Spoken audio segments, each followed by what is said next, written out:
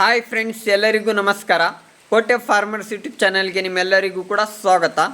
ಕೆಲವೊಬ್ಬರು ಯೂಟ್ಯೂಬ್ಗಳಲ್ಲಿ ನೋಡಿಕೊಂಡು ಹೈನುಗಾರಿಕೆ ತುಂಬ ಈಸಿ, ಹೈನುಗಾರಿಕೆ ನಾವು ಕೂಡ ಮಾಡ್ಬೋದು, ಹೈನುಗಾರಿಕೆಯಲ್ಲಿ ಅತಿ ಹೆಚ್ಚು ಲಾಭ ಇದೆ, ನಾವು ಕೂಡ ಸ್ಟಾರ್ಟ್ ಮಾಡೋಣ ಅನ್ನೋರಿಗೆ ಈ ವಿಡಿಯೋ ಮುಖಾಂತರ ಹೈನುಗಾರಿಕೆಯಲ್ಲಿ ಏನೆಲ್ಲ ಕಷ್ಟಗಳೈತೆ, ಹೈನುಗಾರಿಕೆಯಲ್ಲಿ ಎಷ್ಟು ಲಾಭ ಐತೆ, ಹೈನುಗಾರಿಕೆನ ಮಾಡ್ಬೋದಾ, ಮಾಡೋಕ್ಕಾಗತ್ತಾ ಅನ್ನೋದನ್ನ ನನ್ನ ಅನುಭವದ ಮಾತುಗಳನ್ನ ನಿಮಗೆ ತಿಳಿಸ್ತಾ ಇದ್ದೀನಿ. ನಾನು ಹೈನುಗಾರಿಕೆಯಲ್ಲಿ ನೋಡಿರುವ ಕಷ್ಟಗಳನ್ನ, ನಾನು ಪಡೆದಿರೋ ಆದಾಯನ ನಿಮಗೆ ತಿಳಿಸ್ತಾ ಇದ್ದೀನಿ. ನೋಡಿ, ಯಾವುದೇ ಕಾರಣಕ್ಕೂ ವಿಡಿಯೋನ ಸ್ಕಿಪ್ ಮಾಡೋಕ್ಕೆ ಹೋಗಬೇಡಿ. ಆದಷ್ಟು ವಿಡಿಯೋದಲ್ಲಿ ತುಂಬ ತಿಳ್ಕೊಳ್ಳೋಷ್ಟು ಮಾಹಿತಿ ಇದೆ, ದಯವಿಟ್ಟು ನೋಡಿ. ಬನ್ನಿ ಈಗ ವಿಡಿಯೋನ ಸ್ಟಾರ್ಟ್ ಮಾಡೋಣ ಫ್ರೆಂಡ್ಸ್. ನೋಡಿ ಫ್ರೆಂಡ್ಸ್, ಈ ಥರ ಮಳೆ ಬಿದ್ದರೆ ಹಸು ಸಾಕಾಣಿಕೆ ಸಾಕೋರು ಕೂಡ ಬಿಡ್ಬಿಡ್ತಾರೆ. ಹಸು ಸಾಕಾಣಿಕೆ ಬೇಡವೇ ಬೇಡ ಕಣಪ್ಪ, ಈ ಫಜಿತಿ ಇಷ್ಟೊಂದು ಕಷ್ಟ ಅನ್ನೋದನ್ನ ಮನ್ಸಲ್ಲಿ ಬಂದ್ಬಿಡುತ್ತೆ. ನೋಡಿ ಯಾವ ಥರ ಮಳೆ ಬೀಳ್ತೈತೆ, ಸಿಕ್ಕಾಪಟ್ಟೆ ಮಳೆ ಬಿದ್ದು ನೋಡಿ ಎಲ್ಲೂ ಹಸುಗಳು ಕಟ್ಟೋಕ್ಕಾಗಲ್ಲ. ಈ ಬದಿ ನೋಡ್ಕೊಳ್ಳಿ ಯಾವ ಥರ ಬದಿ ಐತೆ. ಈ ಬದಿಯಲ್ಲಿ ನಾವು ಹಸುಗಳನ್ನ ಎಲ್ಲಿ ಕಟ್ಟಾಕೋದು, ಎಲ್ಲಿ ಮೇಯಿಸೋದು, ಹುಲ್ಲು ಕುಯ್ಯೋಕ್ಕೂ ಕೂಡ ಸಮಯ ಕೊಡ್ತಾಯಿಲ್ಲ. ಹುಲ್ಲು ಕುಯ್ಕೊಂಡು ಬಂದು ಹಾಕೋದ ಅಂದ್ರೂ ಕೂಡ ಸಮಯ ಕೊಡ್ತಾಯಿಲ್ಲ, ಏನೂ ಇಲ್ಲ. ರೈನ್ ಕೋಟು, ಯಾವ ರೈನ್ ಕೋಟ್ ಲೆಕ್ಕ. ಈಗ ಜೋಳದ ಕಡ್ಡಿ ಒಳಗಡೆ ನುಗ್ಗಿದ್ರೆ ರೈನ್ ಕೋಟ್ಗಳನ್ನೂ ಕೂಡ ಇರಲ್ಲ, ಎಲ್ಲ ಅರ್ಧೋಗ್ಬಿಡುತ್ತೆ. ಇಲ್ಲಿ ನೋಡಿ ಈ ಥರ ಚಿಕ್ಕ ಕರುಗಳೆಲ್ಲ ನೆಂದೊಯ್ತಿದ್ದಾವೆ. ಫುಲ್ ಮಳೆ, ಏನು ಫಜಿತಿ, ಎಲ್ಲೂ ಕಟ್ಟಕ್ಕೇ ಆಯ್ತೇ ಇಲ್ಲ. ನೋಡಿ ಹಸು ಯಾವ ಥರ ನೆನ್ಕೊಂಡು ಕೂತೈತೆ ಪಾಪ. ನೋಡಿದ್ರೆ ಅಯ್ಯೋ ಅನ್ಸ್ಬಿಡತ್ತೆ. ಈ ಥರ ಪೊಸಿಷನ್ನ, ಈ ಥರ ವ್ಯವಸ್ಥೆನ ನೋಡಿದ್ರೆ ಅಯ್ಯೋ ಅನ್ಸ್ಬಿಡತ್ತೆ. ಈ ಥರನೂ ಸಾಕಲೇಬಾರ್ದು ಹಸುಗಳನ್ನ ಅನ್ಸ್ಬಿಡುತ್ತೆ. ಈ ಫಜಿತಿದಲ್ಲಿ ತುಂಬ ಕಷ್ಟ. ಈ ಥರ ಮಳೆ ಕಾಲದಲ್ಲಿ ಈ ಥರ ಕಷ್ಟ. ಬೇಸಿಗೆ ಕಾಲದಲ್ಲಿ ಹಸುಗಳು ತೇಗ್ತಾ ಇರ್ತವೆ, ಬಾಯಿದಲ್ಲಿ ಜೊಲ್ಲೆಲ್ಲ ಸುರಿತಾ ಇರುತ್ತೆ, ಅದೊಂದು ಕಷ್ಟ. ಮಳೆಕಾಲ ಬಂದ್ರೂ ಹಾಲಿನ ಪ್ರಮಾಣ ಕಮ್ಮಿ ಆಗುತ್ತೆ. ಈ ಥರ ಮಳೆ ಬಿದ್ದು ಹಸುಗಳು ಚಳಿಗೆ ಮಲ್ಕೆನೇ ಹಾಕಲ್ಲ, ಆಹಾರನೇ ಜಾಸ್ತಿ ತಿನ್ನಲ್ಲ. ಆ ಟೈಮಲ್ಲೂ ಕೂಡ ಹಾಲಿನ ಪ್ರಮಾಣ ಕಮ್ಮಿ ಆಗುತ್ತೆ. ಮತ್ತು ಬೇಸಿಗೆ ಕಾಲದಲ್ಲೂ ಕೂಡ ಬಿಸಿಲು ಜಾಸ್ತಿ ಇರೋದ್ರಿಂದ ಹಸುಗಳು ಹಾಲಿನ ಪ್ರಮಾಣ ಕಮ್ಮಿ ಕೊಡ್ತವೆ. ಹಸು ಸಾಕಾಣಿಕೆ ತುಂಬಾ ಕಷ್ಟ. ಕೆಲವೊಬ್ಬರು ಅಂದ್ಕೊಂಡಿರ್ಬೋದು ಕೂತಿದ್ದ ಜಾಗದಲ್ಲೇ 1 ಲಕ್ಷ ದುಡಿಬೋದು, 1.5 ಲಕ್ಷ ದುಡಿಬೋದು ಆರಾಮಾಗಿ, ಏನು ಕಷ್ಟ ಅಂತ ಕೆಲವೊಬ್ರು ತಿಳ್ಕೊಂಡಿರ್ಬೋದು. ನೋಡ್ಕೊಳ್ಳಿ, ಹಸು ಸಾಕಾಣಿಕೆ ತುಂಬ ಕಷ್ಟ. ನಾವು ರೈತರು ಎಷ್ಟು ಕಷ್ಟಪಡಬೇಕಂದ್ರೆ ತುಂಬಾ ಕಷ್ಟ. ಒಂದು ಹಸುವಿನಲ್ಲಿ 1 ಲೀಟ್ರಷ್ಟು ಹಾಲನ್ನ ನಾವು ಪಡಿಬೇಕು ಅಂದರೆ ಎಷ್ಟು ಕಷ್ಟಪಡಬೇಕು ನಮ್ಗೆ ಗೊತ್ತಿರುತ್ತೆ. ಈ ಥರ ನೋಡ್ಕೊಳ್ಳಿ, ಈ ಥರ ಮಳೆಯಲ್ಲಿ ಎಲ್ಲ ನೆನ್ಕೊಂಡು ಇಲ್ಲಿ ಒಂದು ಸ್ವಲ್ಪ ಜಾರಿದ್ರೆ ಸಾಕು, ಈ ಜಾಗದಲ್ಲಿ ಒಂದು ಸ್ವಲ್ಪ ಜಾರಿದ್ರೆ ಸಾಕು, ಕಾಲ್ಗಿಲ್ ಮಡ್ಚ್ಕೊಂಡು ಕೂತ್ಕೊಂಡು ಬಿಡ್ತೀವಿ ಅಲ್ಲೇ. ಸರಿನಾ? ನೋಡ್ಕೊಳ್ಳಿ ಯಾವ ಥರ ಫಜಿತಿ ಆಗ್ತೈತೆ ಅಂತ. ಒಂದು ಸ್ವಲ್ಪ ಆದರೂ ಬಿಡ್ತಾ ಇಲ್ಲ ಮಳೆ. ನಿಮ್ಮೂರ ಕಡೆ ಯಾವ ಥರ ಮಳೆ ಐತೆ ನೀವೇ ಕಮೆಂಟ್ ಬಾಕ್ಸಲ್ಲಿ ಕಮೆಂಟ್ ಮಾಡಿ ತಿಳಿಸಿ ಯಾವ ಥರ ಮಳೆ ಬೀಳ್ತೈತೆ. ನೋಡಿ ಜೋಳದ ಕಡ್ಡಿ ಐತೆ, ಕುಯ್ಕೊಂಡು ಬಂದು ಹಾಕದ ಅಂದರೆ ಮಳೆನೇ ಬಿಡ್ತಾ ಇಲ್ಲ. ಏನು ಮಾಡೋದು? ಬೆಳಗ್ಗೆಯಿಂದ ಸಂಜೆ ಗಂಟ ಈ ಥರ ಊತೈತೆ ಮಳೆ. ಏನು ಮಾಡೋದು ನಾವು ಹೇಳಿ? ಈ ಹಸು ನೋಡಿ ಯಾವ ಥರ ಮಲ್ಕೆನೇ ಆಗ್ತಾಯಿಲ್ಲ. ಈ ಚಳಿಗೆ ಎಲ್ಲಿ ಮಲ್ಕೆ ಆಗ್ತವೆ ಹಸುಗಳು? ಈ ನೊಣಗಳದ್ದು ಕಾಟ, ಈ ಸೊಳ್ಳೆಗಳದ್ದು ಕಾಟ. ನೋಡಿ ಪಾಪ ಸೊಳ್ಳೆಗಳು, ನೊಣಗಳು ನೋಡ್ಕೊಳ್ಳಿ, ಸೊಳ್ಳೆಗಳು. ಈಗ ಇದಕ್ಕೆ ಸೋಪ್ ಹಾಕಿರ್ತೀವಿ, ಸೊಳ್ಳೆಗಳದ್ದು ಸೋಪ್ ಹಾಕಿರ್ತೀವಿ, ಸೊಳ್ಳೆಗಳದ್ದು ಔಷಧಿ ಹಾಕಿರ್ತೀವಿ.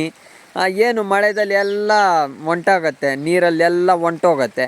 ಎಲ್ಲಿ ಸೊಳ್ಳೆಗಳು, ಎಲ್ಲಿ ನೊಣಗಳು ಬಿಡ್ತಾವ? ಎಲ್ಲ ರಕ್ತನ ಹಿಂಡ್ಕೊಂಡು ಕಚ್ಕೊಂಡು ಈ ಚಳಿದಲ್ಲೂ ಅದಕ್ಕೂ ಕಚ್ಚಿ ಎಲ್ಲ ಇದು ಮಾಡಿಬಿಡ್ತವೆ. ಏನು ಮಾಡೋದು ಹೇಳಿ? ರೈತರ ಕಷ್ಟ ಯಾರಿಗೂ ಗೊತ್ತಾಗಲ್ಲ. ಮುಂದ್ಗಡೆಯಿಂದ ನೋಡ್ದೇ ರೈತರ ಕಷ್ಟ ಗೊತ್ತಾಗೋದು. ಎಲ್ಲೋ ಕೂತ್ಕೊಂಡು ಯೂಟ್ಯೂಬಲ್ಲಿ ನೋಡಿಕೊಂಡು ಅವನು 1 ಲಕ್ಷ ದುಡಿತಾ ಇದ್ದಾನೆ, ಅವನ ಹಾಲಿನ ಅಮೌಂಟು 1.5 ಲಕ್ಷ ಬರ್ತೈತೆ ಅಂತ ಕೆಲವೊಬ್ಬರು ಗೆಸ್ ಮಾಡ್ತಾ ಇರ್ತಾರೆ. ಕೆಲವೊಬ್ಬರು ಅವ್ರಿಗೆ ಇದೇ ಉದಾಹರಣೆ ತೋರಿಸ್ತಾ ಇರೋದು ನಾನು. ತುಂಬ ಅಂದರೆ ತುಂಬಾ ಕಷ್ಟ ಹೈನುಗಾರಿಕೆಯಲ್ಲಿ. ಈ ಥರ ಸಂದರ್ಭದಲ್ಲಿ ಜ್ವರಗಳು ಬರುತ್ತೆ. ಈಗ ಸೊಳ್ಳೆಗಳಿಂದ ತುಂಬ ಕಾಯಿಲೆಗಳು ಬರ್ತವೆ. ಈ ಸೊಳ್ಳೆಗಳಿಂದ ಬರೋ ಕಾಯಿಲೆಗಳಿಂದ ಅದನ್ನು ಒಂದು ಸತಿ ಹುಷಾರು ತಪ್ಪಿತು ಅಂದರೆ ಹಸುಗಳದು ತಿರ್ಗಾ ನಾವು ರೆಡಿ ಮಾಡೋಕ್ಕೆ 1 ತಿಂಗಳೂ ಆಗುತ್ತೆ, 20 ದಿನವೂ ಆಗುತ್ತೆ, 8 ದಿನವೂ ಆಗುತ್ತೆ. ತಿರ್ಗಾ ಅದು ಫಸ್ಟು ಹಾಲು ಕೊಡ್ತಾ ಇರುತ್ತೆ ನೋಡಿ, ಆ ರೇಂಜಿಗೆ ನಾವು ಹಾಲು ತೊಗೊಂಡು ಬರೋಕ್ಕೆ 1 ತಿಂಗಳೂ ಆಗುತ್ತೆ, 20 ದಿನವೂ ಆಗುತ್ತೆ, 1 ವಾರನೂ ಆಗುತ್ತೆ. ನೋಡಿ ಈ ಥರ ನಮ್ಮ ವ್ಯವಸ್ಥೆ.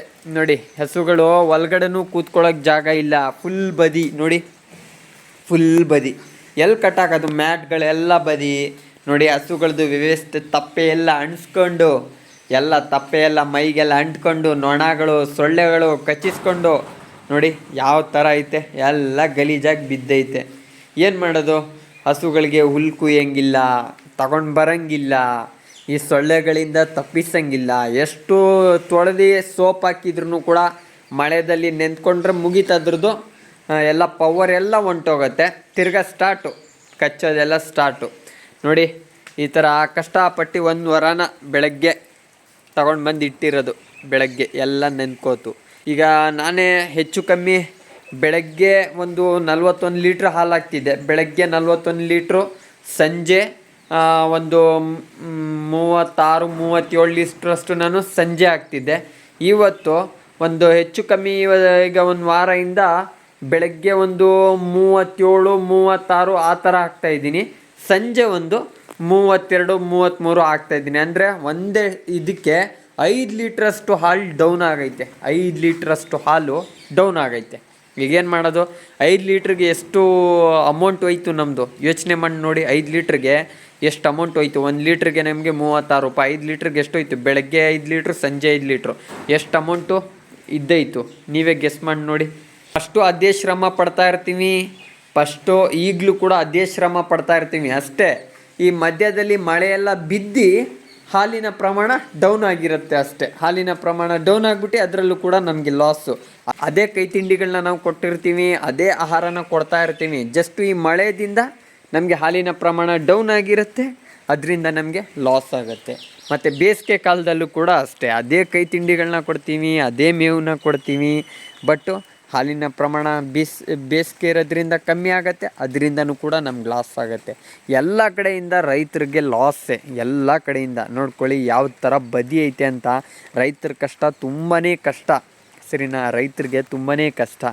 ಈ ಥರ ಮಳೆ ಬಿದ್ದರೆ ನಾವು ಎಲ್ಲಿಂದ ಹುಲ್ಲು ಕುಯ್ಕೊಂಡು ಬರೋದು? ನೋಡಿ, ಬೆಳಗ್ಗೆ 6 ಗಂಟೆಗೇ ಎದ್ದೇಳಬೇಕು. ನಾವು ಮಲಗೋದೇ ಇಲ್ಲ, 6 ಗಂಟೆಗೆ ಎದ್ದೇಳಬೇಕು. ಈಗ ನೋಡಿ, ಈ ಮಳೆ ಬೀಳ್ತೈತೆ ಅಂತ ನಾವು ಕೂತ್ಕೊಂಡಿರೋಕ್ಕಾಗಲ್ಲ. ಈಗ ಈ ಹಸುಗಳಿಗೆಲ್ಲ ಮೇವು ಕುಯ್ಕೊಂಡು ಬರಬೇಕೀಗ. ಈ ಹಸುಗಳಿಗೆ ಬುಟ್ಟಿ ಮೇಯಿಸ್ತೀವಿ ಅಂದರೆ ಈ ಬದಿದಲ್ಲೆಲ್ಲ ಬುಟ್ಟಿ ಮೇಯ್ಸೋಕ್ಕಾಗಲ್ಲ, ಕುಯ್ಕೊಂಡು ಬರಲೇಬೇಕು. ಕುಯ್ಕೊಂಡು ಬಂದು ಹಾಕಲೇಬೇಕು. ಈ ಮಳೆದಲ್ಲಿ ಬುಟ್ಟಿ ಮೇಯಿಸ್ತೀನಿ ಅಂದರೆ ನೆಂದಿ ಹಸುಗಳಿಗೆ ಏನಾಗಬೇಕು? ಹಸುಗಳಿಗೆ ಇರ್ತಾವ?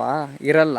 ಅದಕ್ಕೀಗ ಈ ಹಸುಗಳಿಗೆ ಹುಲ್ಲು ಕುಯ್ದು ತೊಗೊಂಡು ಬಂದು ಹಾಕೋಗಂಟ ಎಷ್ಟು ಸಮಯ ಹಿಡಿಯುತ್ತೆ, ನೀವೇ ಯೋಚನೆ ಮಾಡಿ ನೋಡಿ ಎಷ್ಟು ಕಷ್ಟಪಡಬೇಕು ಅಂತ. ಅಷ್ಟೊಂದು ಹೈನುಗಾರಿಕೆ ಅಷ್ಟೊಂದು ಈಸಿ ಅಲ್ಲ. ಈಗ ನಮ್ಮನ್ನ ನೆಮ್ಕೊಂಡು ಹಸುಗಳು ಕೂತೀವಿ, ಅವ್ರಿಗೆಲ್ಲ ಆಹಾರದ ವ್ಯವಸ್ಥೆ ನಾವು ಮಾಡಬೇಕು. ಅಷ್ಟೊಂದು ಹೈನುಗಾರಿಕೆ ಈಸಿ ಇಲ್ಲ. ಯಾರು ಹೈನುಗಾರಿಕೆ ಮಾಡಬೇಕು ಅಂತ ತಿಳ್ಕೊಂಡಿದ್ದಾರೋ ಅವರೆಲ್ಲರೂ ಕೂಡ ಈ ವಿಡಿಯೋನ ನೋಡಿಕೊಂಡು ತಿಳ್ಕೊಂಡು ಮಾಡಿ. ತುಂಬ ಅಂದರೆ ತುಂಬಾ ಕಷ್ಟ ಐತೆ, ಅತಿ ಕಷ್ಟ ಹೈನುಗಾರಿಕೆದಲ್ಲೇ. ಹಸುಗಳಿಗೆ ಕಾಯಿಲೆಗಳಿಂದ ತಪ್ಪಿಸಬೇಕು, ಅದಕ್ಕೆಲ್ಲ ನಾವು ಧೈರ್ಯ ಇಟ್ಟಿರಬೇಕು. ಹಸುಗಳಿಗೆ ಕಾಯಿಲೆ ಬಂದ್ರೂ ಅದಕ್ಕೆ ಮೆಡಿಷನ್ಸ್ಗಳನ್ನ ಮಾಡೋಕ್ಕೆ ಹುಲ್ದು ವ್ಯವಸ್ಥೆ, ಮೇಂಟೆನೆನ್ಸ್ ತುಂಬ ಐತೆ. ಎಷ್ಟು ನಾವು ದುಡಿತೀವೋ ಅಷ್ಟು ಹಸುಗಳಲ್ಲಿ ಏನು ಅಷ್ಟೊಂದು ಆದಾಯ ಬರಲ್ಲ. ಹಸುಗಳಿಂದ ಅಷ್ಟೊಂದು ಏನು ನಾವು ದುಡಿಯೋಕ್ಕಾಗಲ್ಲ. ಜಸ್ಟ್ ಅದು ನಮ್ಮ ಖುಷಿ, ನಾವು ಖುಷಿಗೋಸ್ಕರ ನಮ್ಮದು ಒಂದು ಕನಸು. ಇದು ಕನಸಿತ್ತು, ಹೈನುಗಾರಿಕೆ ನಾನು ಮಾಡಬೇಕು ಅಂತ ನನ್ನದು ಒಂದು ಕನಸಿತ್ತು.